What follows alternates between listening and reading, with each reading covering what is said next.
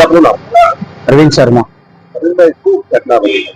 કાલે રાત્રે અમારા ત્યાં એસી જે છે 5-6 દુકાનોના એના વાયરો, એના એસી ના પાઇપો કાપી ગયા છે અને 3 થી 4 વખત આ પાઇપ કપાઈ ગયા છે. છેલ્લે કંટાળીને આજે પીસીઆર બોલાવી અને પીસીઆર માં કમ્પ્લેન આપેલી છે.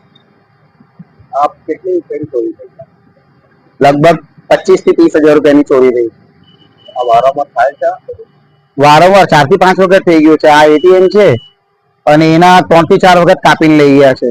હવે ભવિષ્યમાં કોઈ અનહોની કોઈ મોટો બનાવ નહીં બને એટલા માટે ફરિયાદ આપી છે. પોલીસ શું કહેતા હોય છે?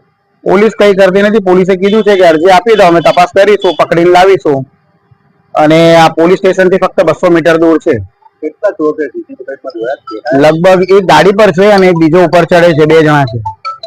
કુલ કેટલી ચોરી કરી છે?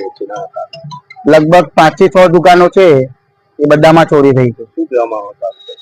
પોલીસે એક્શન લેવું જોઈએ. પોલીસ થી નજીક સ્ટેશન છે, પેટ્રોલિંગ વધારવું જોઈએ અને આ સમસ્યા છે અંત કરવો જોઈએ. આટલી બેફામ ચોરી કરે છે, શું કહેવામાં આવે?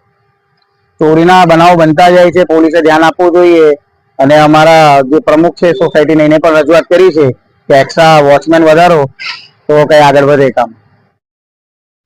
આપણું નામ? મારું નામ રજનીકાંત મધુકર ચૌહાણ છે. રજનીકાંતભાઈ, કઈ જગ્યા છે ને શું થયું છે? મારું ઉધના સ્ટેશન પાસે અક્ષર કોમ્પ્લેક્સ કરીને મોલ છે. એ મોલમાં મારી દુકાન છે 40 નંબરની, મિસ્ટર મિકેનિક કરીને. એમાં મારી એસી લગાવેલી હતી. હવે એસી નો પાઇપ અમે ચોરી ગયા છે. કેટલી દુકાનમાં કેટલી એસી ના પાઇપ ચોરી ગયા? ટોટલ 5 જેવી દુકાનોના એસી ના પાઇપ ચોરાઈ ગયેલા છે. શું લાગે છે ચોરો એટલા બેફામ થઈ ગયા છે? શું કહેવામાં આવે? એમાં હવે બેફામ જેવું કઈ કહેવા જેવું છે નહીં, કેમ કે પોલીસને કીધું હોય, પોલીસ કહે છે કે અમે તપાસ કરીએ છીએ. હવે એ લોકોમાં એવું છે કે એ લોકો બધા ઘાવદાર હથિયાર ને બધું લઈને ફરતા હોય.